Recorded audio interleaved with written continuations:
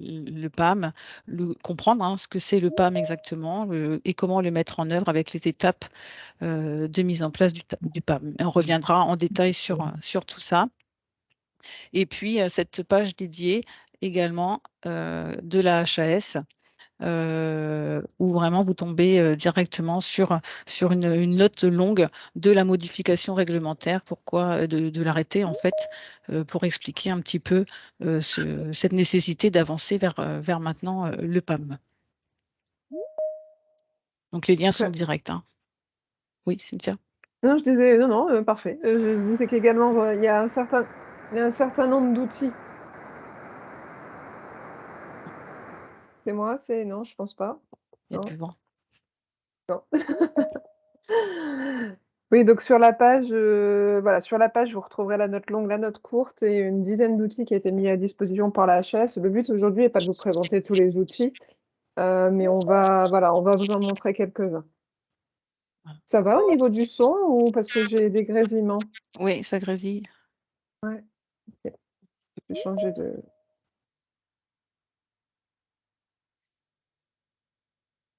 Pour commencer tranquillement vers cette mise en place du PAM, un petit film qui a été fait par Omédit Bretagne, que vous pouvez utiliser auprès de vos professionnels de santé. Et vous verrez, on vous a mis également un lien vers petite vidéo qui peut être utilisée pour la version sensibilisation des patients, éducation des patients.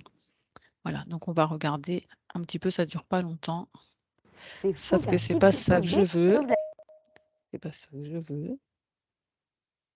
Le film, Si il tu est veux, là. je suis derrière, hein, tu Voilà, me dis. c'est bon. À chaque fois, il me reprend la pub.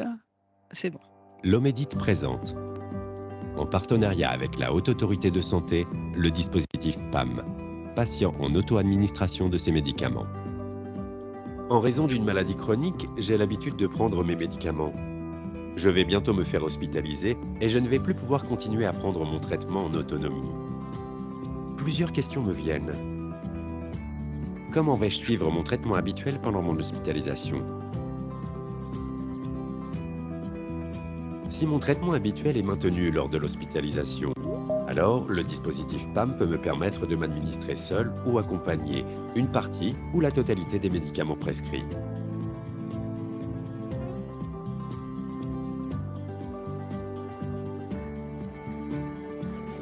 Comment bénéficier du PAM? La démarche est volontaire et nécessite au préalable de faire un bilan sur ma compréhension et adhésion au traitement que je prends, ainsi que sur mon état de santé. Le PAM est-il appliqué automatiquement? Selon mes objectifs de soins et les résultats issus de mon entretien avec le médecin et l'équipe de soins, ma participation au PAM est approuvée ou refusée. Elle est définitivement validée une fois mon consentement donné. Je pourrais alors prendre mes médicaments seul ou en étant accompagné par un soignant. Résultat de l'évaluation. Autonomie totale. Autonomie partielle et accompagnée. Autonomie non recommandée. Comment se déroule le PAM? Mes médicaments me sont remis de façon sécurisée. Je peux ensuite les prendre selon les consignes qui m'ont été données par le service, tout en veillant à compléter un document pour chaque prise de médicament, pour permettre au personnel de santé d'assurer un suivi. Au cours de mon hospitalisation et lors de ma sortie, le bilan d'aptitude au PAM peut être renouvelé afin de mesurer le bon suivi du traitement et les éventuelles difficultés rencontrées. Habitué à gérer mon traitement seul, je suis satisfait de pouvoir continuer à le faire durant mon hospitalisation, en lien avec l'équipe soignante. Je sais également que je peux me rétracter à tout moment si je ressens le besoin. Le PAM permet de maintenir et développer votre autonomie tout au long de votre parcours de soins. Devenez acteur de votre traitement.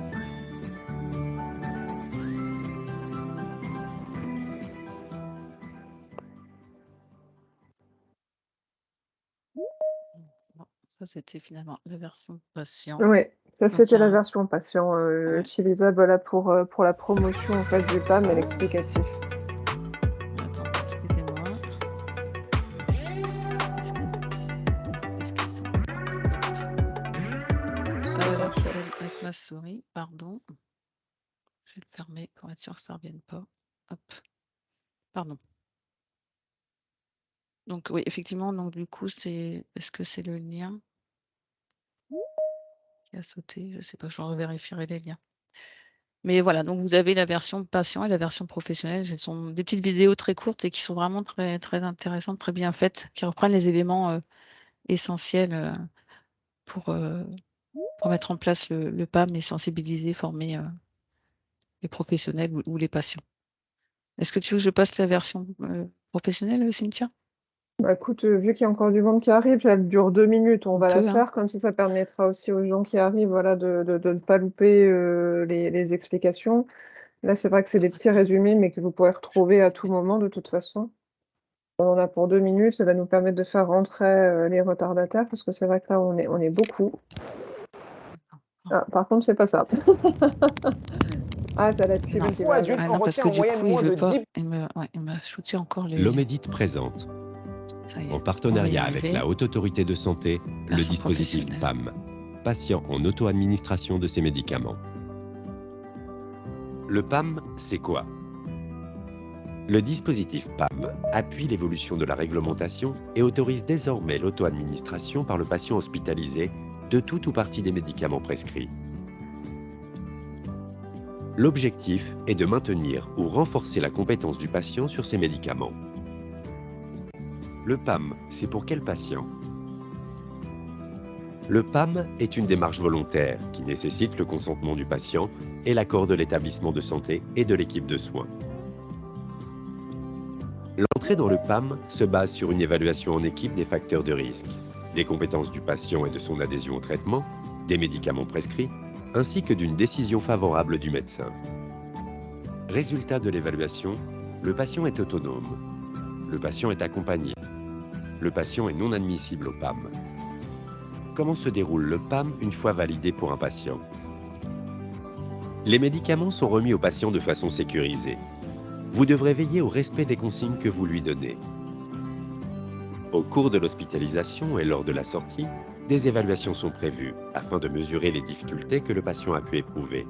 Le dispositif peut cesser à tout moment à l'initiative du patient ou des soignants. Le PAM, qu'est-ce que ça change?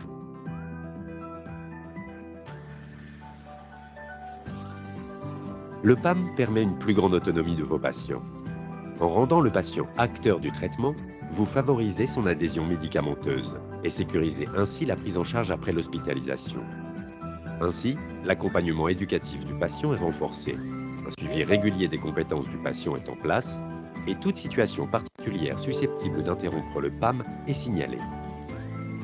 Pour en savoir plus, consultez dès à présent le guide PAM, disponible sur le site de la Haute Autorité de Santé.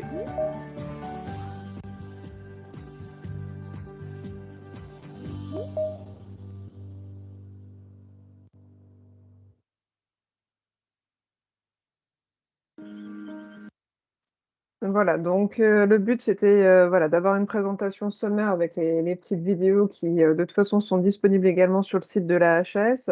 Donc aujourd'hui, on va aborder avec vous la présentation du PAM. On va rapidement vous présenter le petit sommaire. Il y aura 2 temps d'échange entre voilà, une première partie sur le PAM, c'est quoi, donc les enjeux, le patient, la gouvernance, les professionnels. Quels outils vous avez à votre disposition? On fera un premier temps d'échange après cette partie-là. Et ensuite, on parlera de l'accompagnement que les équipes de l'ASRA et de l'Omédite en Hauts-de-France vont réaliser sur un certain nombre d'établissements volontaires. Donc, on refera un second tour d'échange à partir de cette deuxième partie. Donc, comme vous le savez, l'arrêté du 10 octobre 2022 a modifié l'arrêté du 6 avril 2011 relatif au management de la qualité de la prise en charge des médicaments dans les établissements de santé. Il y a eu une définition en fait de l'administration qui a été modifiée et désormais on retrouve la notion de l'acte d'administration avec un descriptif en forme d'étape. Donc l'acte d'administration proprement dit de médicaments peut être effectué par le patient lui-même s'il le souhaite. On définit alors ce qu'on appelle l'acte d'auto-administration, donc un acte d'auto-administration qui est mis en œuvre par le patient, accompagné par les membres de l'équipe de soins prenant en charge ce dernier conformément aux recommandations de la HAS. Donc Vas-y, vas-y. pardon. Ouais, c'est toi, c'est toi. Ouais. Donc le PAM, c'est quoi? Donc le patient en auto-administration de ses médicaments.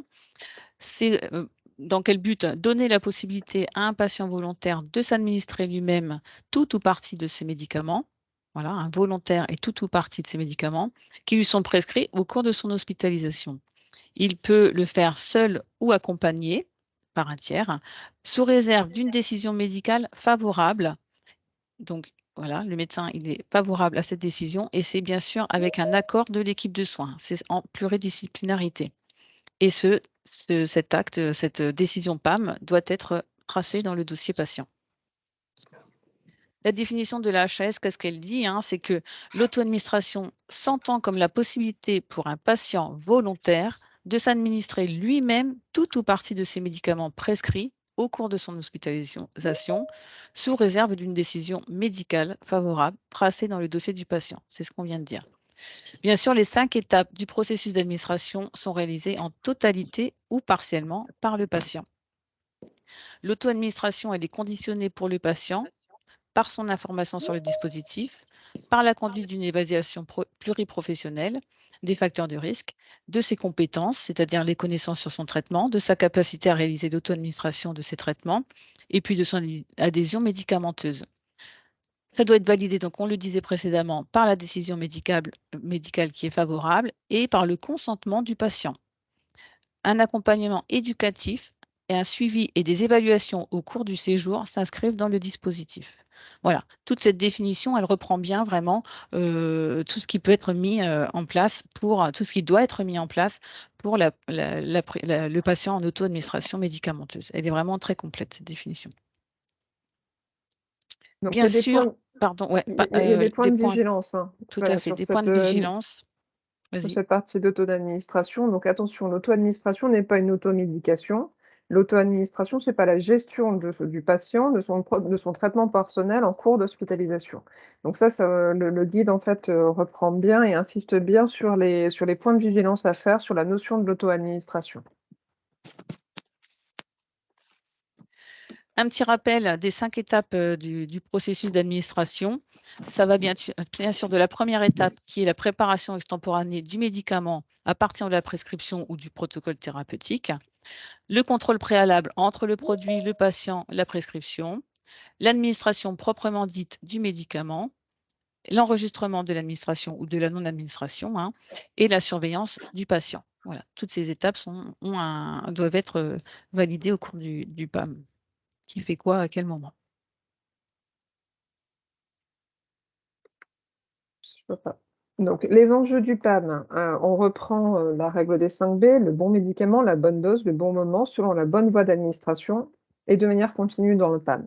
Donc, ce qu'on va vouloir, c'est affirmer l'autonomie du patient, la maintenir ou la renforcer sa compétence du patient à prendre ses médicaments tels qu'ils ont été prescrits.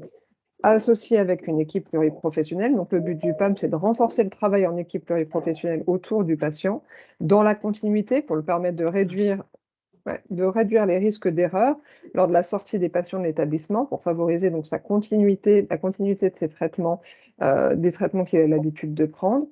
Améliorer l'adhésion, améliorer la compréhension du patient des médicaments qu'il doit prendre pour renforcer de ce fait son adhésion autour du fait de cette compréhension de son traitement. Et sécuriser, excusez-moi, j'ai un petit souci de vue, et sécuriser donc cette situation qui peut être considérée à risque dans le processus de prise en charge médicamenteuse. Donc en route vers le PAM. Le PAM s'inscrit dans une politique globale de gestion des risques et met de ce fait le patient en tant qu'acteur à part entière de sa prise en charge médicamenteuse. Ou mettre Oui, pardon, vas-y. Non, vas-y, excuse-moi. Bon. C'est parce que j'ai un décalage en fait par rapport à toi. Désolée, il faut qu'on se Non. calme, mais comme on est à distance et qu'il y a beaucoup de oui. monde, j'ai un léger décalage en fait. D'accord, on va y arriver alors. Donc, où mettre en œuvre le PAM? Toute structure sanitaire volontaire, ce soit établissement, service, patient. Après, c'est l'établissement qui doit être volontaire et également le service et le patient, on le disait tout à l'heure. Que ce soit un établissement de statut public, privé, à but non lucratif ou lucratif. Ça peut être appliqué aux différents séjours et secteurs d'activité, y compris les secteurs de longue durée, incluant l'HAD, la psychiatrie sous certaines réserves de patients hospitalisés sans consentement, les SSR, la dialyse, la pédiatrie. Et puis, le PAM peut se déployer de manière priorisée dans certains services de soins, selon le niveau de maturation des équipes qui sont en place, selon les organisations en place, et puis la présence ou non de pharmaciens cliniciens. Voilà, tout ça est à évaluer en fait. Il y a des critères d'exclusion, hein, comme je vous disais, donc ça va être souvent les patients hospitalisés sans leur consentement ou sous hospitalisation à la demande d'un tiers. Voilà. Je pense que j'ai fait le tour. Les professionnels qui sont engagés en fait dans le PAM, l'ensemble, hein, l'engagement de la direction est un préalable indispensable à la participation des équipes.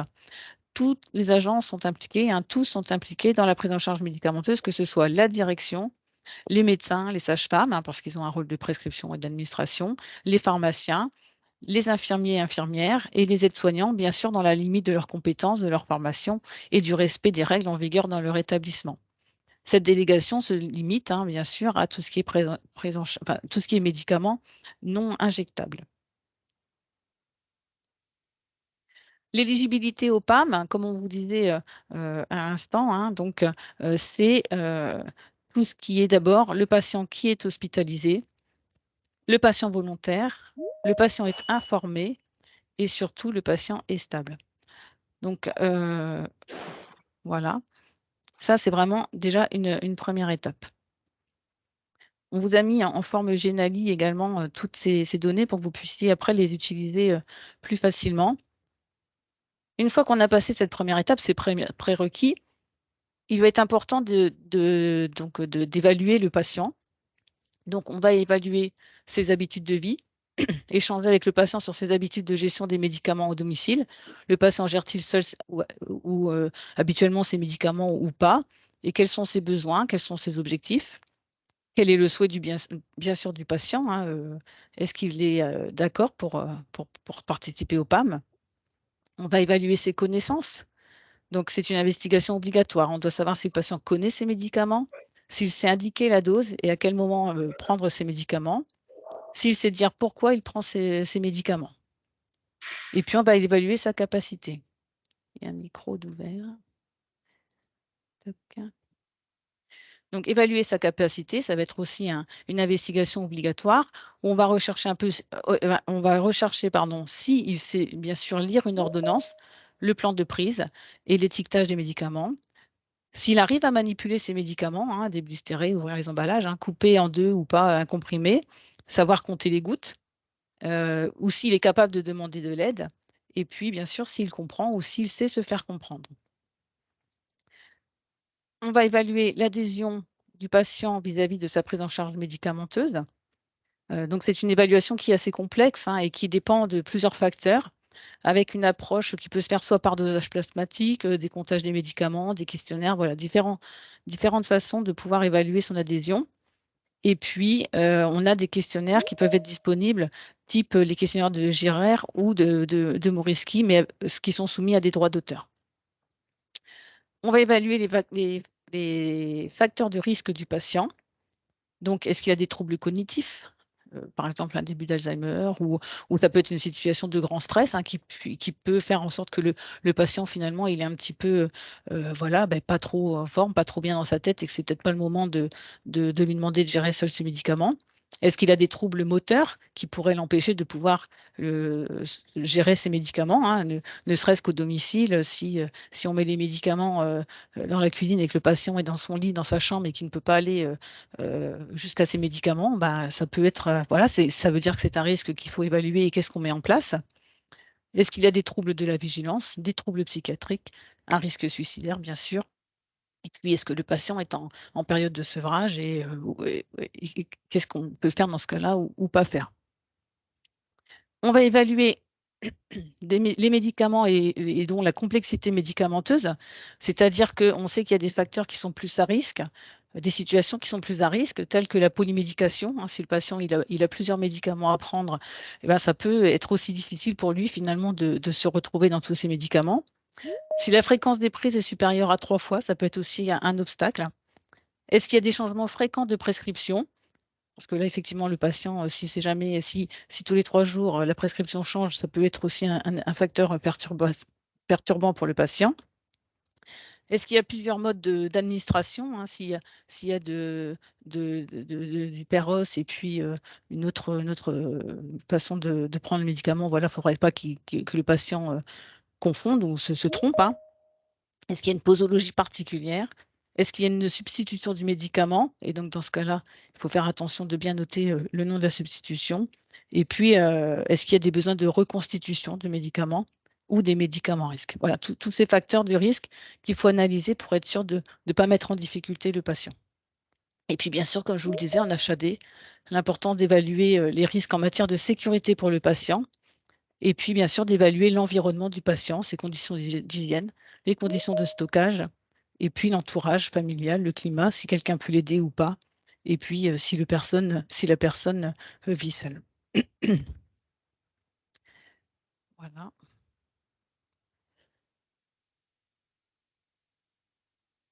Hop, je reviens là. Donc voilà, c'est ce que je vous présentais. Donc ensuite, on va pouvoir passer au processus décisionnel, pardon. Et là, de nouveau, sur le Genali, on passe à la page suivante. Et on va reprendre les éléments qu'on a vus sur la page précédente. Hein. Quel est le choix du patient? Comment le patient gère ses médicaments au domicile? Les facteurs de risque qui ont été évalués pour le patient, hein, ses compétences en adhésion médicamenteuse, etc. et en HAD. On va définir en équipe le niveau du PAM, les médicaments du PAM que l'on va pouvoir inclure dans le PAM, en concertation pluridisciplinaire et bien sûr avec une décision médicale favorable tracée. On va proposer au patient le niveau de participation et puis les médicaments qui seront concernés. Et s'il est OK, hein, s'il s'engage, on peut lancer le PAM et bien sûr, on fera un suivi et une réévaluation du dispositif. Donc, le niveau du PAM qui peut être défini, mais on y reviendra tout à l'heure. Je suis en train d'aller trop vite, excuse-moi, Cynthia. Je ressors de là.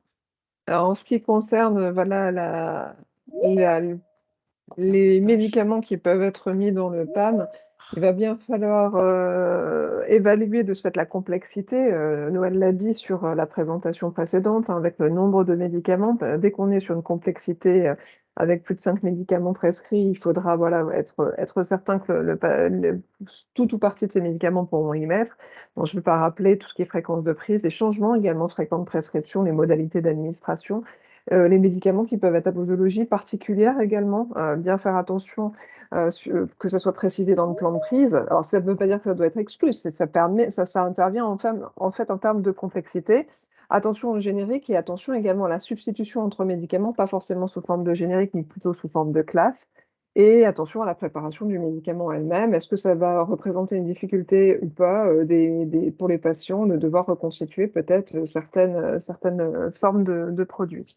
Dans tous les cas, le PAM dit que tous les médicaments peuvent être gérés par le patient et que le traitement habituel qui est maintenu pendant l'hospitalisation et les médicaments liés à son hospitalisation doivent faire partie donc des médicaments prescrits en cours d'hospitalisation et tout ou partie peut intégrer le PAM. Et bien sûr, ces prises de médicaments, bon, il pourra les faire seul, avec un aidant, par IDE ou en adaptant un accompagnement éducatif. Non, on voulait faire en fait un petit focus là sur les médicaments parce que on peut vraiment adapter le périmètre des traitements concernés. Les médicaments à risque ne sont pas forcément en fait une exclusion, hein, bien au contraire, ils peuvent être inclus en auto-administration.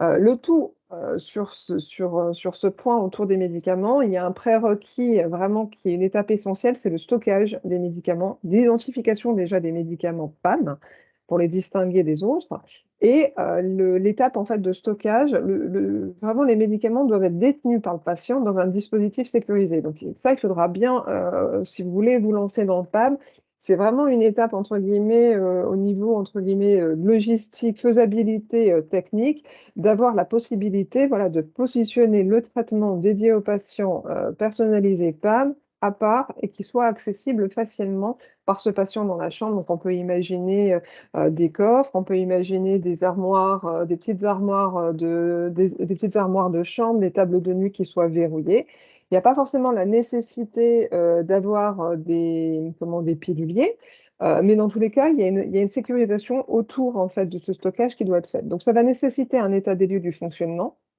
Il va falloir, avant de se lancer dans le PAM, réaliser un état des lieux, savoir comment on va vraiment repérer, reprendre comment les médicaments sont distribués, est-ce que ça va poser problème ou pas?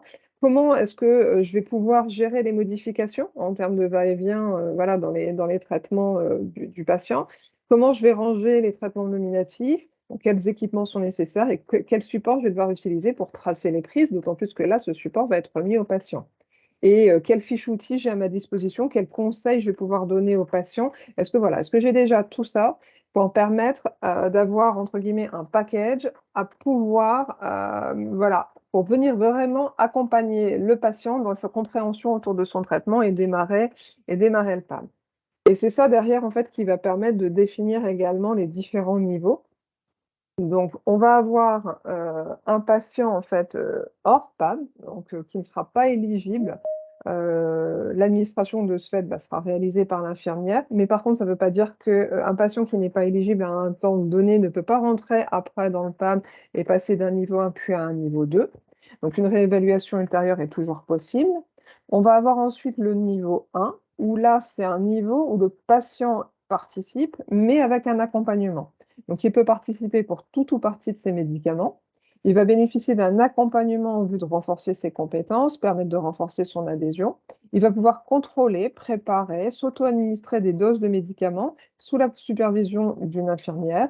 Et l'infirmière va assurer l'enregistrement de la prise de ces médicaments en temps réel sur le support unique de prescription de dispensation.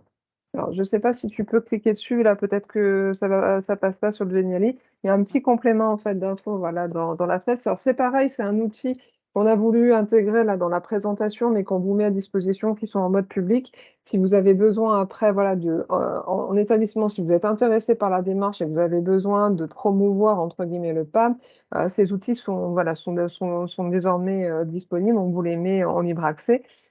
Donc, l'accompagnement, L'accompagnement, en fait, qui va se faire, pardon, il peut s'expliquer pour des raisons d'état de santé du patient, liées aussi à des motifs d'admission, par exemple un diabète qui n'est pas complètement, en fait, qui est pas complètement stabilisé. Donc, il va rester en niveau 1 pour la partie du traitement qui s'est gérée, mais pour la partie diabète, on va encore rester là en accompagnement le temps de la stabilisation. Parce que ça nécessite un renfort éducatif, parce qu'on a introduit en fait un nouveau médicament et que de ce fait, ce nouveau médicament, au départ, on veut y aller par étapes et on préfère pas le mettre tout de suite dans le PAM. Donc, en fonction des motifs, on va pouvoir voilà, mettre ce patient dans ce premier niveau et puis viser avec lui les nécessités voilà, et les différentes éducations qu'il va falloir mettre en place. Et on va avoir en fait le niveau 2, donc qui est le patient autonome. Donc, le patient participe au PAM sans restriction. Il peut prendre seul tout ou partie de ses médicaments. Encore une fois, maintenir ses compétences, son adhésion, son autonomie.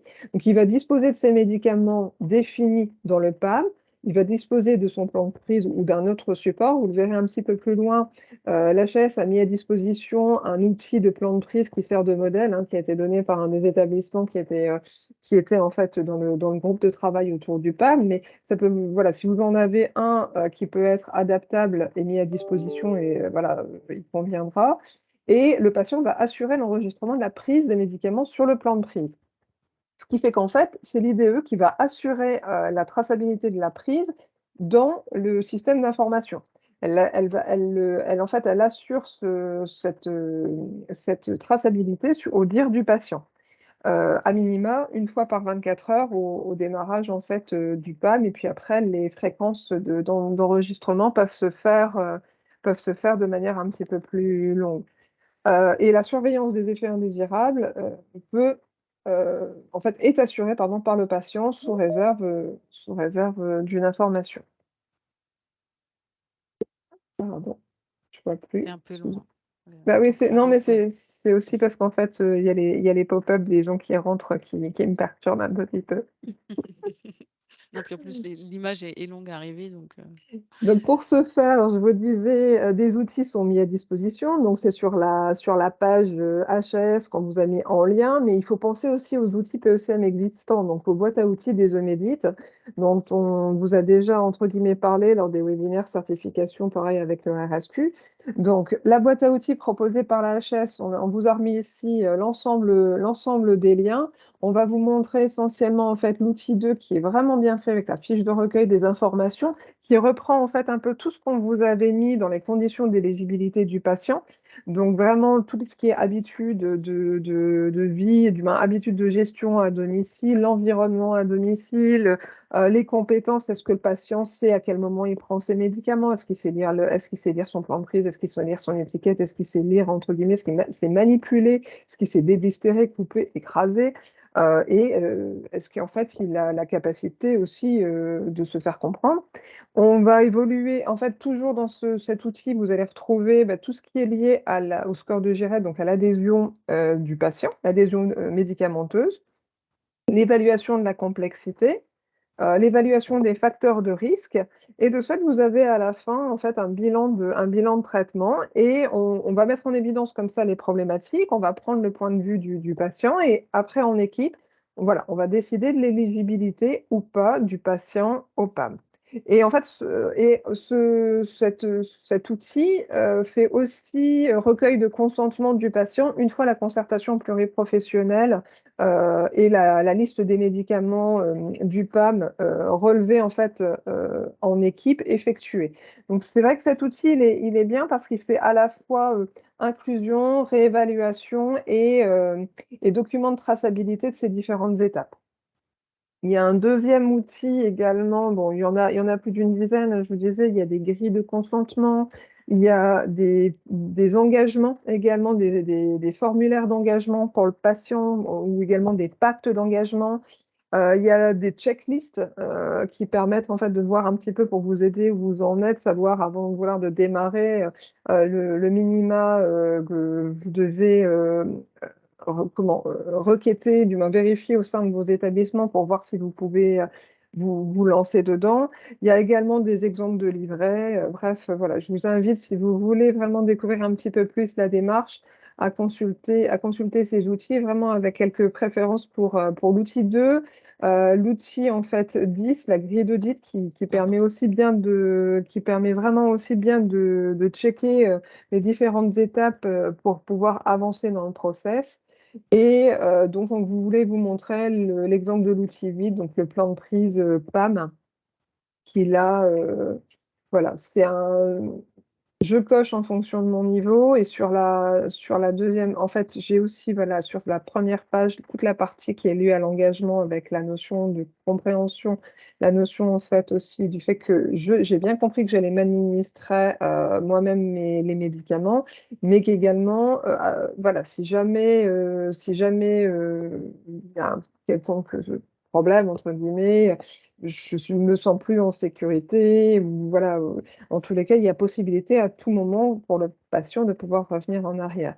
Et donc, associé à ça, l'établissement qui avait fourni cet outil avait réalisé voilà, un plan de prise avec avec le médicament, l'indication, la quantité, la fréquence. On voit ensuite bon, les moments de prise matin, midi, soir, coucher ou autre. Et puis, le patient qui peut en fait voilà, mettre son début de traitement, sa fin de traitement, et puis qui peut venir également commenter au niveau de sa prise ce qui a été ou ce qui n'a pas été en fait au moment de son administration. Toujours dans les outils, donc ne pas oublier, voilà, pour vous aider sur l'administration, il existe un certain nombre d'outils, donc on n'a pas voulu reprendre tous les outils des boîtes à outils, mais on a refait un extrait de l'outil, de la boîte à outils qui avait été mise dans le webinaire certification liée à l'administration. Mais sur nos pages RSQ et Omedit, dans justement l'onglet certification, vous retrouverez la boîte à outils Réseau Médite qui regroupe l'ensemble des outils qui ont été réalisés par tous les Médite dans les différentes régions. Donc là, j'ai fait focus sur la partie administration chez la personne âgée parce que c'est vrai qu'il y a ces fiches qui sont vraiment bien sur la voie pulmonaire, la voie cutanée, la voie orale. Il y a le guide qualité de prise en charge médicamenteuse en EHPAD qui reprend en fait tout ce qui est écrasabilité, solutions, voilà, les alternatives possibles. Il a été mis à jour fin d'année dernière. Et le lien vers le Médit Pays de Loire pour récupérer ces fiches. Et sur la diapo suivante, on vous a mis également les fiches de bon usage pour les produits de santé. Donc là, j'avais fait un focus sur la fiche conseil patient autour de lactique, mais il y a bien sûr les fiches de chimiothérapie par voie orale, les fiches anticoagulants, donc les AOD, il y a les fiches héparine de l'outil de Normandie. Mais encore une fois, tous ces documents-là sont recensés dans la boîte à outils du réseau Médite qui est en lien sur l'assertif. On vous remontrera, on vous indiquera en fin de webinaire si jamais voilà, vous voulez rechercher. Donc, on va faire une première petite pause pour faire un premier temps d'échange avant voilà, de refaire le déroulé sur la deuxième partie qui est l'expérimentation en région Hauts-de-France et comment derrière voilà, des équipes des différents établissements de la région pourraient venir bénéficier d'un accompagnement pour pouvoir s'engager dans cette démarche PAM.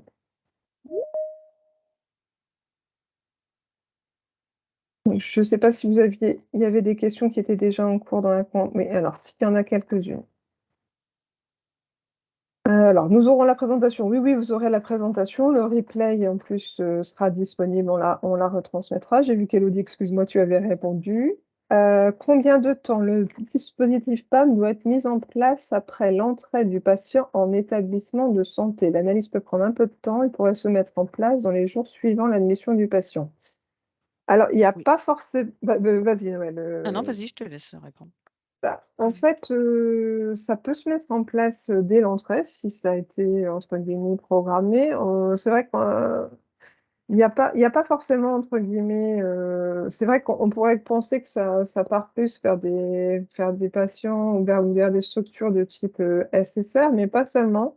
En fait, l'hôpital de jour, par exemple, la dialyse, en dialyse ou en chimiothérapie pourrait, alors que voilà, les délais, les durées de séjour sont très courtes, pourraient complètement en fait être aussi propices à mettre en place un PAM. Alors, je ne parle pas d'une hospitalisation très courte, hein, de type vraiment 2-3 heures où le patient vient en one shot et on n'a pas forcément le temps de faire l'analyse, mais on peut imaginer un patient qui vient régulièrement en fait en hospitalisation de jour, par exemple, faire ses séances de chimio ou faire ses séances de dialyse. Il pourrait tout à fait en fait être intégré dans un process PAM sous réserve de voilà de bien programmer en fait, de bien identifier ces traitements en fait récurrents. Ces traitements habituels et faire l'analyse en fait des différents médicaments qu'il prend habituellement et décider que ce traitement-là qu'il prend habituellement peut faire l'objet d'un PAM lors de ses venues, par exemple, en hospice de jour. Après, ça peut démarrer, ça peut démarrer en cours de séjour, ça peut démarrer Juste avant sa sortie. Voilà, c'est... Tout dépend en fait, voilà, déjà votre structure, votre organisation, la maturité que déjà vous avez autour de tout ce qui est gestion du traitement personnel et tout ce qui est autogestion des traitements dans tout ce qui est en fait, je vais y arriver, euh, éducation thérapeutique du patient. J'avais l'acronyme, mais j'arrivais plus, on parle tellement en acronyme. Donc non, il y a pas forcément, entre guillemets... En fait, il y a plein de règles. Il y a plein de règles. C'est vraiment à vous de définir quand vous voulez mettre en place le dispositif et à quel niveau. C'est pareil, vous n'êtes pas obligé de monter en charge tout un service, hein. Vous pouvez très bien décider de prioriser quelques patients au sein d'un service et y aller progressivement. Je ne sais pas si tu voulais compléter. Oui, pour moi, l'important, c'est vraiment de bien évaluer les facteurs de risque pour le patient, bien évaluer son patient. Et si ça prend 2 jours ou 3 jours, c'est pas grave. Vaut mieux prendre le temps de bien évaluer et de réajuster ensuite plutôt que de vouloir aller trop vite et que derrière, il y ait des risques patients. Alors, sur le patient PAM, on a une dotation journalière où le traitement doit être donné sur la semaine. Alors, j'aurais tendance à vous dire la réponse de Normand, les deux, c'est possible. En fait, vous pouvez très bien. En fait, ce que conseille le guide, c'est effectivement peut-être de démarrer par 24 heures, le faire comme ça sur quelques jours, évaluer voilà, vraiment l'adhésion en fait, du patient et puis vraiment est-ce qu'il a bien tout saisi, est-ce qu'il fait bien en fait sa traçabilité pour ensuite passer sur une délivrance en termes de jours plus conséquente. Si derrière la question de la dotation journalière, c'était la notion en fait de la réalisation du pilulier, rien n'oblige, dans le cadre d'un PAM, à réaliser un pilulier pour le patient. On peut tout à fait envisager de mettre une quantité effectivement donnée de médicaments pour un nombre de jours donné. Mais le conseil, ce serait plutôt quand même d'y aller voilà, par étapes. D'abord délivrer 24 heures pendant 2-3 jours, donner ensuite 48, voire 48 heures à 3 jours avant de délivrer une semaine de traitement.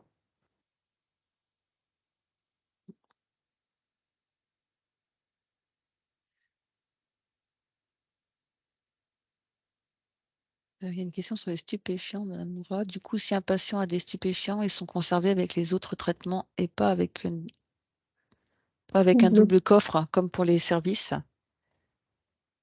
Alors, la question du double coffre, accessibilité aux patients, ou double coffre présent dans la chambre, parce qu'on peut très bien imaginer effectivement un coffre dans la chambre du patient, mais avec des dotations vraiment restreintes. Je sais, vous avez déjà des doubles coffres? La question, c'est que dans les services de soins, les stupéfiants, on doit les mettre dans un coffre, lui-même dans une armoire fermée à clé. Donc, du coup, là, on n'a plus ce double coffre, en fait, ce double stockage sécurisé.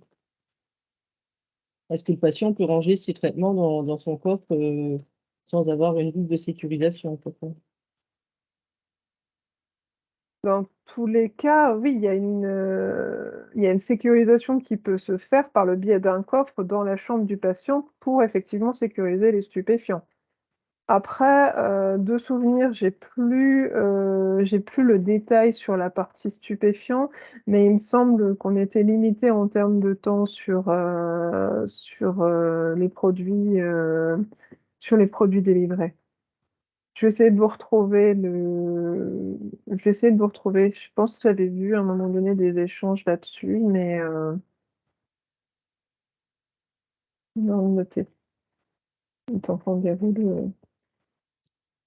C'est peut-être pas le premier traitement à mettre en auto-administration, donc étant donné sa législation. Dans le groupe de travail, en tout cas, ça avait été, on avait tourné beaucoup autour de cette discussion-là, justement, de comment faire pour mettre les stupes en sécurité. Mais c'est vrai que là, la fin des argumentations. Là, je l'ai plus, mais je sais que, parce qu'il y a énormément de documents, mais je l'ai plus. Je sais que ça avait été évoqué, mais j'ai plus le positionnement qui avait été mis dessus. On recherchera. Là, je ne trouve pas non Ouais. plus.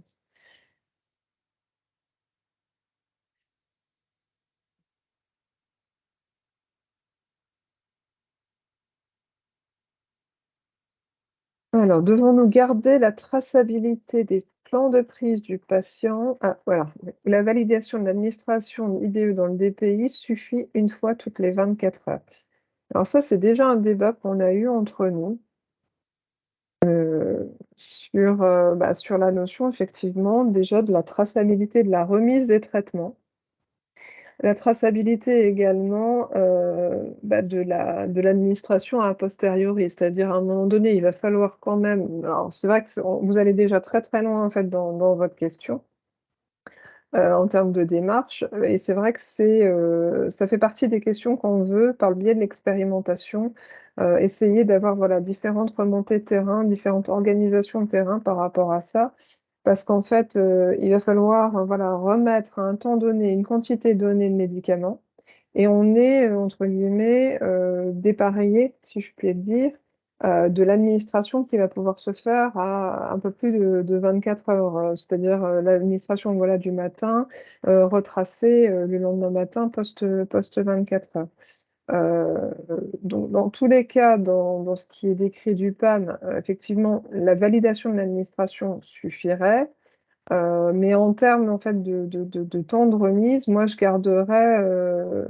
Ben, après, voilà, c'est vrai que je ne peux pas forcément influencer, mais moi, je garderais au départ les plans de prise, le temps de l'hospitalisation du patient.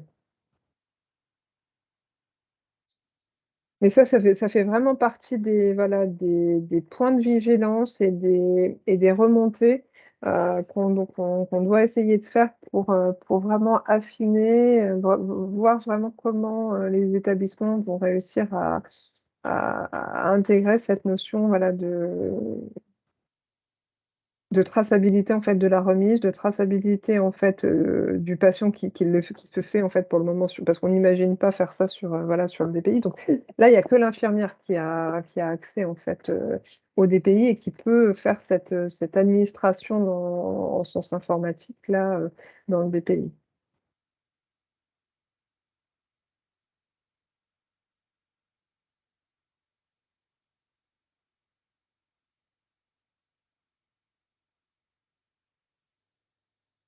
Est-ce que le PAM peut se mettre en place dans un hôpital de jour psychiatrique avec des patients qui viennent de leur domicile ou d'EHPAD? Alors déjà, le PAM ne concernera pas les patients en fait médico-sociaux, hein.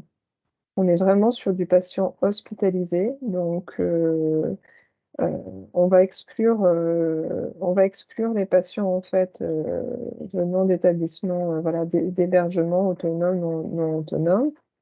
Par contre, qui viendraient en hôpital de jour, alors de leur domicile, avec j'ai du mal à comprendre le sens de la question. Si vous pouviez prendre la parole, parce que j'ai du mal à mettre en place avec ou sans traçabilité de leur traitement dans leur dossier. J'arrive pas à comprendre cette partie-là de votre question. Si vous pouviez ouvrir le micro et voilà et expliquer. Ah, alors, Oui, bonjour.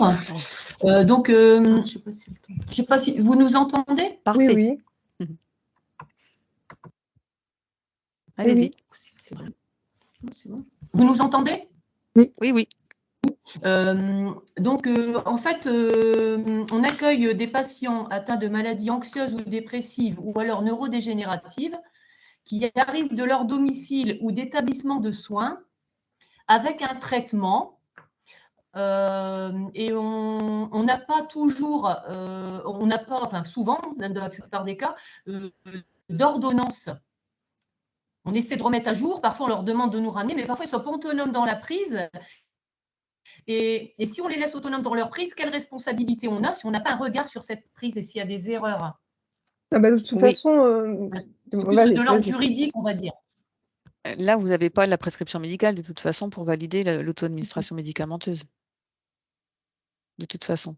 Si vous n'avez déjà pas une ordonnance à jour pour votre patient, est-ce que vous avez est-ce que vous arriverez à avoir une validation médicale du PAM?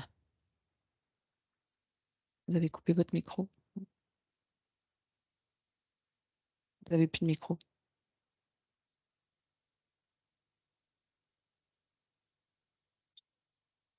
On ne vous entend plus.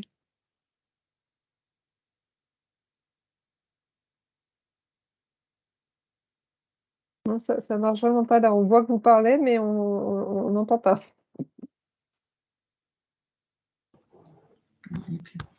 Ah, ça y est. On vous entend. Envoyer un message et puis dire qu'on n'a pas entendu. On vous entend. On vous entend. On vous entend. Vous pouvez répondre. Envoyer un message qu'on a plus de son. On avance plus de un message par mail. On vous entend. Vous pouvez parler, on vous entend. Ils ne nous entendent pas en fait.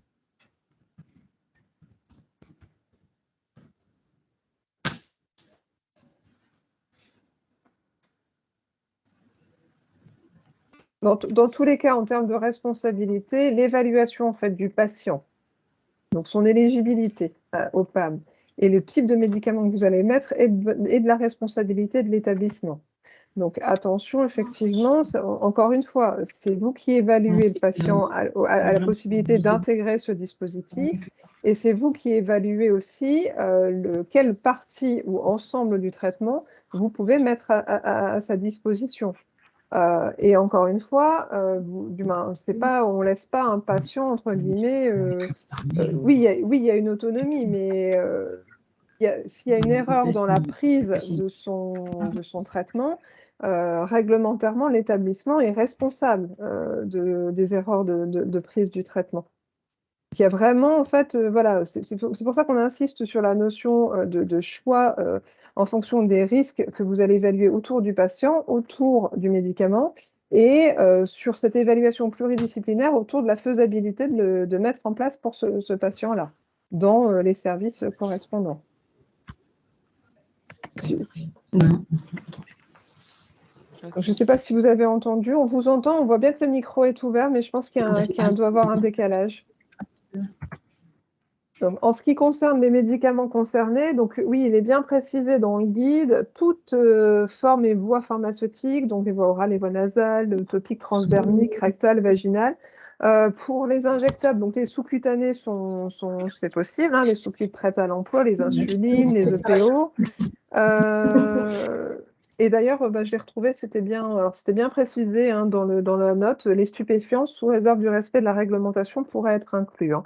Donc, il me fallait un petit peu de temps pour rechercher où c'était positionné. Et les critères d'exclusion, ça va être les traitements injectables systémiques, notamment tout ce qui va être traitement notamment cancéreux.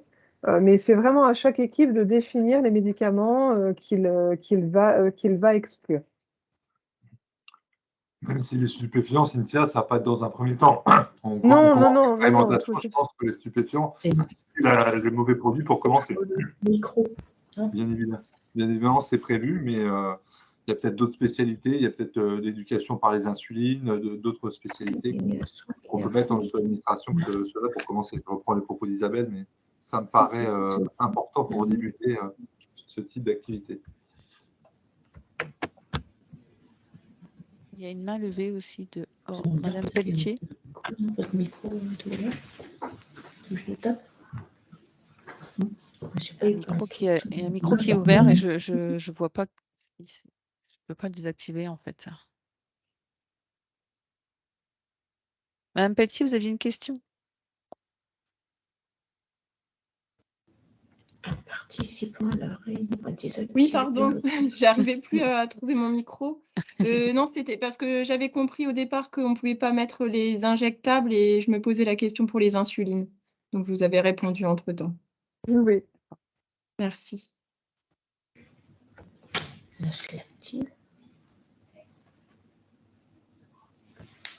Je pense que l'équipe de Sainte-Monique a quelques difficultés techniques. Donc, je coupe le micro, il ouvre le micro et je pense que c'est pour ça. Je suis vraiment désolée de vous couper le micro, mais je vois bien que vous cherchez à vous connecter. Enfin, que là, vous êtes à chercher. Mais bien évidemment, on vous enverra les réponses par mail. On reste à disposition. Le Médit et le RSQR restent à disposition pour échanger là-dessus, vu que là, on a quelques difficultés techniques. Merci. Merci Elodie. Donc pour la partie médicaments, voilà, dans la partie mettre en œuvre et la partie en fait descriptive, vraiment vous retrouverez le détail, mais ça reste des exemples. Hein. Donc là, je parle de la note longue qui décrit les différents médicaments possibles. Donc c'est vrai qu'en fait, insuline, la part sous-cutanée, on peut même envisager une part IM. pourrait très bien en fait être intégré dans le PAM, hein. C'est vraiment en fait, encore une fois, une fonction d'évaluation de la capacité du patient à faire avec ou à faire seul, qui va vous permettre, qui va vous permettre vraiment de définir le niveau correspondant. Alors, la responsabilité de l'infirmière, qui n'a aucun regard sur la prise, ça, effectivement, c'est de toute façon, c'est l'établissement, hein, et donc qui reste responsable de la mise en œuvre de PAM et qui reste responsable de l'administration, donc l'infirmière. Alors, on pourrait imaginer un accès patient dans le DPI. Alors, c'est pareil, ça fait partie vraiment voilà, de tout un débat, hein, autour de la traçabilité. Traçabilité entre guillemets, soit informatisée. Ce qu'on avait pu déjà échanger, c'était vraiment des plans de prise. L'idéal, c'était vraiment des plans de prise qui seraient émis du DPI, sur lequel voilà, les conseils autour de la prise en termes d'alimentation, en termes vraiment de date, horaire de prise, tout puisse être positionné sur ce plan de prise provenant du DPI. Mais voilà, c'est pour ça qu'on vous a quand même positionné un plan de prise papier. On sait que tous les DPI ne le permettent pas forcément. Il faudra également voilà, faire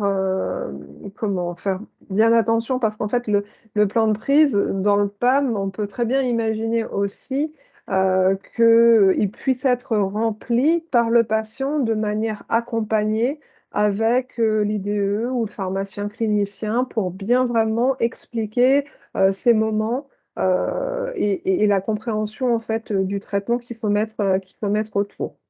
Encore une fois, ça va dépendre du niveau de faisabilité, du temps aussi du professionnel à mettre autour de son explicatif sur la prise en elle-même. Cynthia, est-ce que Madame Samy de la HAS peut apporter ou veut apporter peut-être des réponses?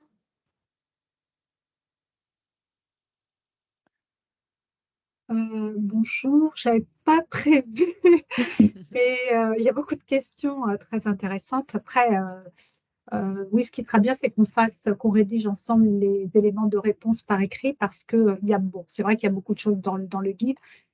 Pour répondre à la question des stupéfiants, qui est une question récurrente, hein, je vous le cache pas, ça fait beaucoup de débats dans le groupe de travail. Et en fait, il y a des établissements et il y a des patients qui, en temps normal, chez eux, prennent des stupéfiants, hein, notamment on pense aux antidouleurs, aux opiacés, etc. Et on sait qu'aujourd'hui, il y a un problème d'observance et un risque lié à ces médicaments, voilà, notamment, mais il n'y a pas que cela. Donc, en fait, on a décidé de laisser ces médicaments potentiellement rentrer dans le PAM.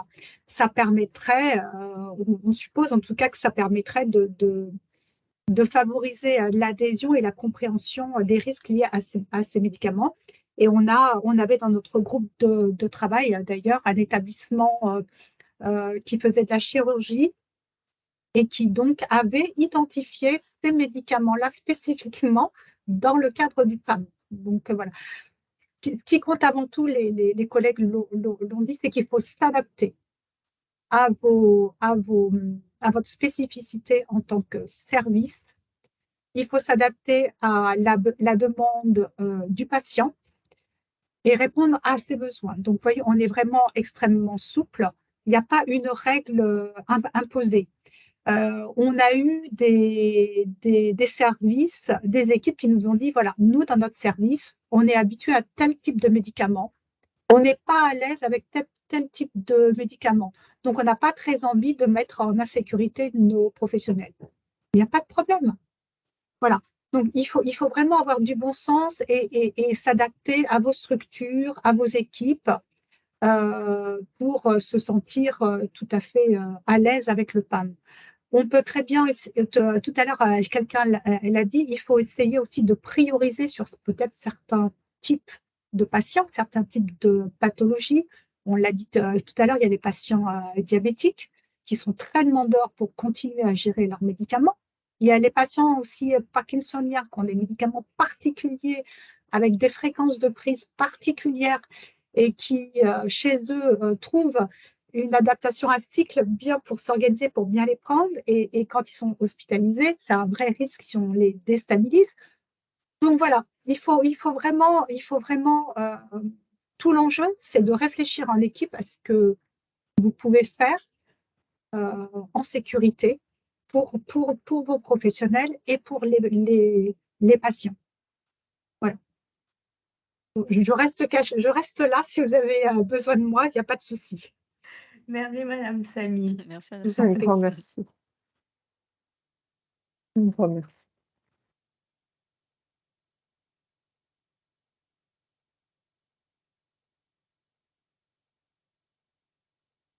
Alors, je vois la question, est-ce que l'inclusion dans le PAM peut être réalisée par l'IDE? Alors, c'est une démarche pluridisciplinaire. Encore une fois, ça n'est pas du seul ressort de l'IDE. On est vraiment dans une concertation pluriprofessionnelle. On va vous le réévoquer sur la deuxième partie. Ce qu'on peut peut-être faire, c'est peut-être avancer, vu qu'il est déjà 14h08, avancer sur la deuxième partie et puis on reprendra peut-être certaines questions. Voilà. Donc, effectivement, comme on vous a dit en début de webinaire, il va y avoir une expérimentation qui va être faite en lien avec la HAS sur les établissements de santé. Et l'idée, donc, c'est que l'OMEDIT et la structure régionale d'appui soient là pour vous accompagner dans cette expérimentation. Donc, l'idée, c'est que la SRA et l'OMEDIT identifient les établissements et assurent l'accompagnement pour pouvoir s'engager dans la procédure, dans le projet. Et puis, les équipes sollicitées, hein, on vous enverra donc un formulaire succinct pour que vous puissiez décrire votre projet PAM et votre capacité d'engagement tant au regard du processus que de la prise en charge que de l'implication du patient. Et puis, bien sûr, on recommande à ce qu'il n'y ait qu'une équipe par établissement. On ne pourra pas suivre un établissement complet. Et puis, c'est plus facile pour vous, de toute façon, de commencer par un service que de commencer sur un établissement complet. Nos missions, ce sera vraiment de vous accompagner dans le diagnostic du fonctionnement de la prise en charge médicamenteuse en vue de mettre en place ce PAM dans un de vos services. On vous aidera à suivre le déploiement des actions et puis des indicateurs de suivi. L'idée, ce sera aussi d'organiser des réunions d'échange avec vous pour voir un petit peu comment vous avancez, sur quel point on peut vous aider, etc. Et puis également à participer au partage d'expériences avec les autres établissements de santé qui sont dans le processus PAM ou qui sont en projet de mettre le processus PAM dans un deuxième temps. Le préalable à la mise en œuvre, bien sûr, c'est l'engagement institutionnel. Il faut vraiment ce volontariat de l'établissement. Que le projet soit défini au niveau des orientations stratégiques de l'établissement, que ce soit avec les usagers, les formations, tout ce qui est logistique, on voyait par rapport au coffre, si besoin de coffre, voilà, tout ce qui peut être nécessaire d'acheter pour mettre en place ce dispositif. Les formations, bien sûr, parce que les infirmières auront besoin d'être formées à ce dispositif. Comment on fait pour laisser l'autonomie du patient, l'éducation qu'il va falloir apporter au patient pour le mettre en place cette auto-administration. Et puis, il y aura également la partie évaluation de l'organisation de la prise en charge médicamenteuse dans le service. Il faut aussi penser à l'évaluation du risque qui va être lié à la prescription, on l'a dit tout à l'heure, à la dispensation ou même à la détention des médicaments, on en a parlé plusieurs fois. Et puis, on évalue également l'engagement de l'équipe. Est-ce que l'équipe est prête à s'engager? Est-ce qu'elle a connaissance des enjeux, des risques?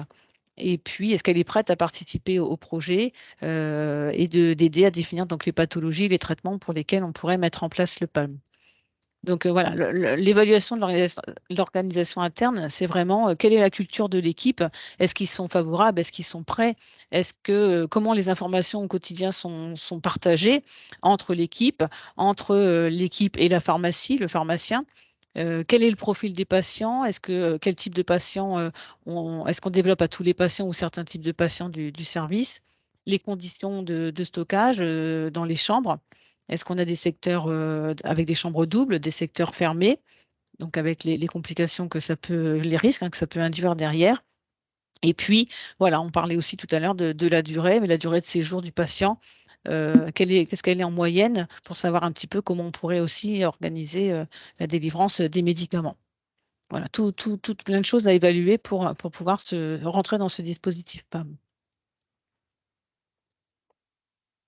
Donc les prérequis, voilà, une équipe volontaire disponible qui va pouvoir s'engager sur la durée du projet et qui va pouvoir dégager du temps pour participer aux différentes réunions et aux travaux qu'il va falloir réaliser en interne. Donc nous, ce qu'on envisageait, voilà, de vous proposer, c'est dans tous les cas, c'est de constituer une équipe projet en intégrant une équipe de service de soins, IDE, AS, médecin, cadre de service, un ou plusieurs pharmaciens. Si un pharmacien clinicien est possible, voilà, d'intégrer cette équipe, ça fait partie des, voilà, des priorisations qu'on peut mettre pour le déploiement PAM. Des professionnels ressources en charge de la qualité et de la sécurité des soins, voilà, dans cette équipe projet. Désigner un quatuor référent constitué d'une infirmière d'un cadre de santé, d'un médecin du service engagé dans le process PAM, du pharmacien de l'établissement et du responsable qualité gestion des risques ou du RSMQ. Ce quatuor pourra être complété en fonction des étapes du projet et des ressources, de représentants des usagers, si possible des patients, mais également d'autres soignants impliqués dans la prise en charge selon les activités. Et on vous recommande de ce fait de constituer un comité de pilotage, à minima constitué donc de ce quatuor référent et d'un représentant de la direction. Au niveau en fait, de la chronologie, du projet, donc voilà, on est au mois de janvier, on est dans l'étape 1, donc la présentation, du PAM en région Hauts-de-France et une sollicitation par le biais de ce webinaire de vos établissements et des équipes. On s'est donné à peu près jusqu'au mars 2023, donc première semaine mars 2023 pour, voilà, sélectionner en région un nombre limité d'expérimentateurs. Donc ce qu'on souhaiterait à l'issue de ce webinaire, c'est savoir, voilà, si vous aviez la possibilité de nous envoyer un message, si vous êtes volontaire, voilà, pour essayer de positionner ce process PAM, n'hésitez pas, voilà, à nous contacter. On va laisser nos coordonnées en fin de webinaire. On vous demandera à ce moment-là une formalisation de cet engagement, sous format d'un descriptif, de votre projet. Entre mars et juin, accompagnement des équipes et réalisation des états des lieux avec validation des premiers plans d'action. Entre juillet et octobre 2023, déploiement, suivi des actions, aide au choix des actions. Et on l'espère, d'ici voilà, la fin de l'année, pour novembre-décembre 2023, un débriefing, un retour d'expérience en région. Donc, on n'a pas encore défini exactement voilà, si on le ferait uniquement avec les établissements expérimentateurs ou un peu sous ce format-là, vraiment à hauteur de la région, à définir en fonction du nombre d'établissements qui sont volontaires et qui seront voilà, qui seront engagés dans cette démarche. Et donc, décembre 2023, début 2024, voilà, la chronologie, là, reste encore un peu à définir. La restitution HAS qu'on pense être 2024, mais voilà, Samy doit revenir en région avec les différentes équipes binômes, SRA et Omédit sur cette chronologie définitive. En tout cas, c'est une expérimentation qu'on essaie de porter sur une dizaine de mois pour rapidement voilà, pouvoir faire les remontées terrain sur ce qui va pas, sur les points de vigilance, sur les risques qui ont été identifiés, sur les barrières qui arrivent, ou au contraire, voilà, les choses facilitantes, voilà, ce qui bloque.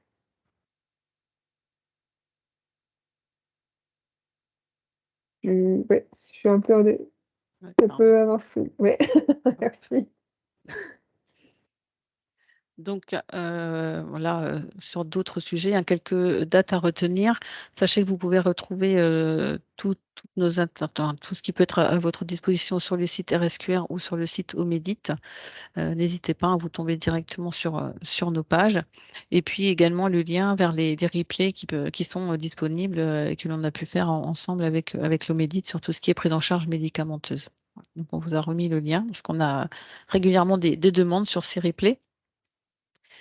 Et puis d'autres dates prévues, donc les webinaires méthode patient traceur pour les établissements sociaux le 27 janvier. Les méthodes d'accompagner traceurs pour les établissements médico-sociaux pour le 10 février et la restitution régionale de l'audit croisé PECM le 9 février pour les établissements qui ont participé à cet audit régional. Voilà, donc on vous laisse nos coordonnées hein, pour nous contacter si vous souhaitez participer enfin, en tout cas proposer votre candidature pour la participation à ce projet PAM. On vous laisse un petit peu de temps, effectivement, parce qu'il faut que ce soit validé, hein, bien sûr, comme on disait tout à l'heure, en direction. Il faut que ce soit vraiment une décision institutionnelle. Donc, le temps d'en parler en CODIR, en CME, enfin voilà, de faire un petit peu le tour de vos établissements pour pouvoir nous envoyer votre candidature. Et puis après, nous reviendrons vers vous pour cette fiche plus détaillée. Est-ce que vous avez des questions? On va pouvoir reprendre les questions.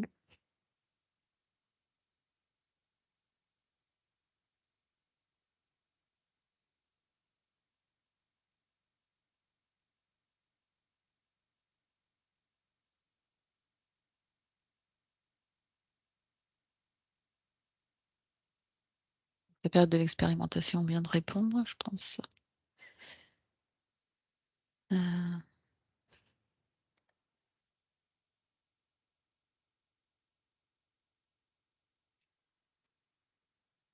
Alors, le patient peut utiliser son traitement personnel amené de son domicile. Dans tous les cas, ça dépend de votre procédure de gestion du traitement personnel, mais ce traitement doit être prescrit. Il est hors de question.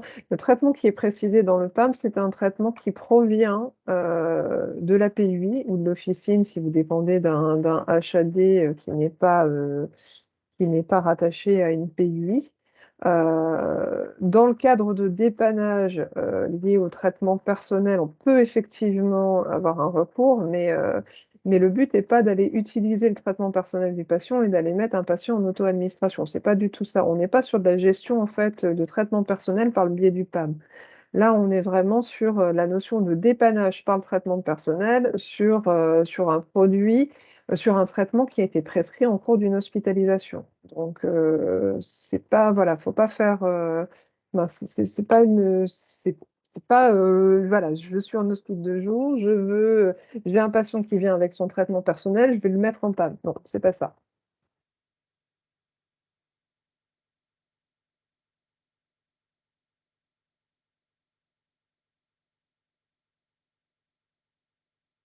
Est-ce que le PAM des douanes de toute erreur d'administration ben, non, enfin, c'est ce qu'on disait tout à l'heure, hein, le patient reste sous la responsabilité du soignant, du service, de l'établissement. Donc, non, ça ne dédouane pas l'établissement s'il y a une erreur dans l'administration des traitements par le patient.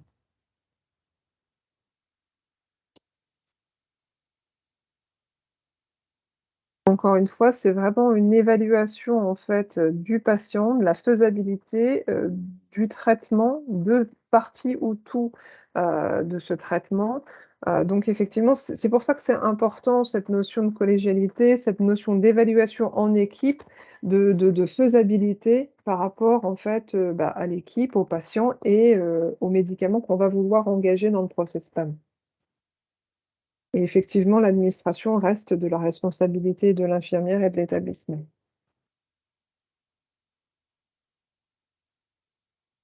Oui, je vois, c'est marqué par rapport au DPI aussi, hein, si on revient sur le DPI, effectivement, c'est impossible de créer un code d'accès pour tout le monde. Donc, c'est bien là où c'est bloquant, hein. On revient toujours à cette difficulté par rapport au DPI, comment on va pouvoir travailler sur cette traçabilité. Mais oui, c'est le sujet de discussion.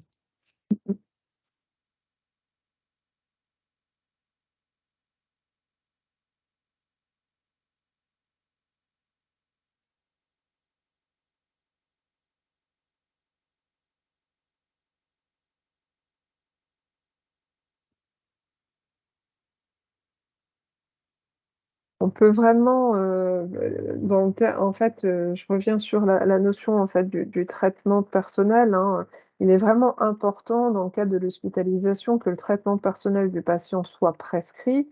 On peut très bien envisager lors du séjour hospitalier, en fait, il n'y ait pas voilà, le médicament habituellement pris par le patient, et avoir recours au traitement du patient le temps d'eux. Mais dans tous les cas, il faut vraiment que ce traitement de fond soit prescrit pour pouvoir faire partie des médicaments du PAM, hein. Il doit être maintenu, il doit être évalué, ce traitement personnel, il doit être évalué par l'équipe du service. Et en fait, c'est vraiment c'est vraiment ce délai, entre guillemets, sur la possibilité, si on n'a pas la possibilité de faire la substitution. Donc, c'est vraiment le cas de ce délai de 24-48 heures d'obtention, entre guillemets, logistique du traitement, du patient qui jouera. Mais là, on a vraiment recours en fait à la procédure interne de gestion du traitement personnel que vous avez dans vos établissements. Le temps pour la pharmacie en fait de pouvoir s'approvisionner. Si le traitement de fond, si le traitement personnel n'est pas maintenu pour le patient, il n'a pas lieu à être, il n'a pas lieu en fait à être positionné dans le PAM.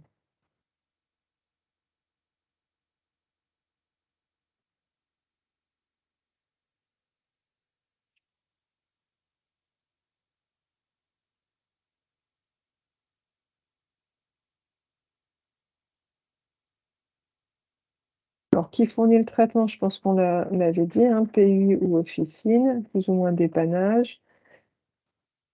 Je n'ai pas compris, vous nous aider comment concrètement sur la mise en place du PAM? En fait, là, à l'issue de ce webinaire, c'est pour ça qu'on met ce temps-là.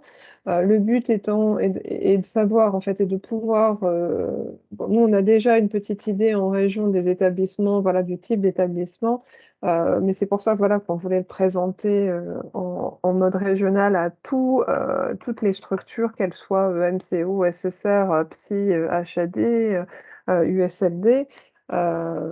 On n'a pas encore défini exactement la quantité d'établissements qu'on pourra accompagner parce que forcément, ça va dépendre aussi des engagements qui vont nous parvenir. Mais clairement, en fait, le but, c'est de pouvoir, sur la base d'un premier état des lieux en fait, que vous ferez et que vous nous ferez parvenir, d'analyser avec vous les faisabilités de mise en place et de discuter vraiment avec vous de tout ce qu'on a pu voir en termes de points de vigilance, que ce soit autour de la prescription, autour de la dispensation, autour de la détention, autour des critères d'éligibilité dans les pathologies, dans le type de patient, dans le type de médicament, sur le déploiement en fait, que vous voulez faire au sein de votre établissement du process PAM.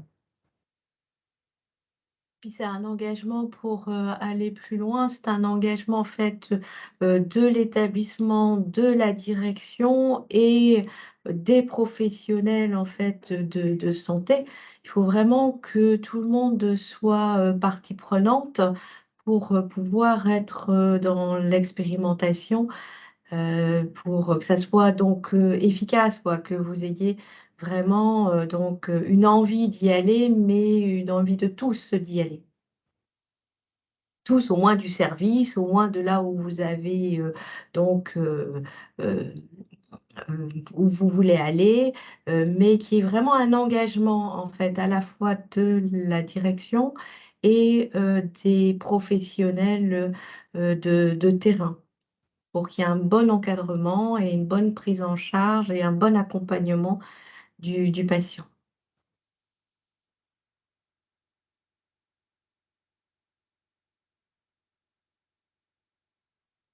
Donc oui, hein, les HAD peuvent participer également, hein. Effectivement, il y a déjà une façon de travailler en HAD qui est déjà plus ou moins de l'auto-administration, hein, même si on n'allait pas autant, enfin, en tout cas pour moi-même avoir fait de l'HAD, on n'allait peut-être pas aussi loin dans tout ce qui est évaluation des risques, traçabilité, etc. Donc il n'y a pas de souci, hein, les HAD peuvent participer.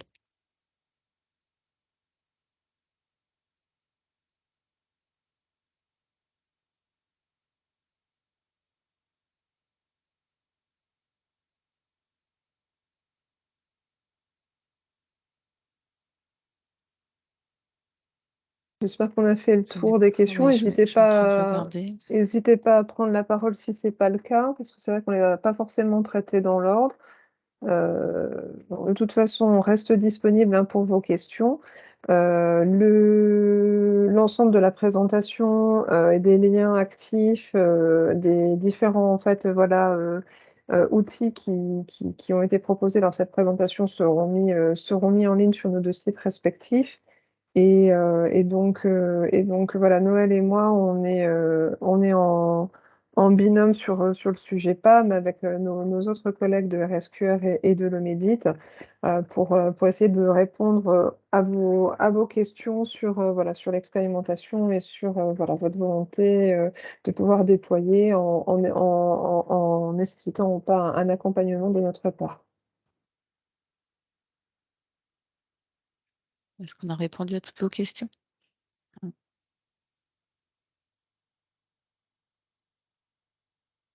Donc n'hésitez pas, hein, comme disait Cynthia. Et puis, eh ben, écoutez, s'il n'y a plus de questions, bon après-midi à tous et bon week-end. Au revoir. Merci et à bientôt. Au revoir, merci.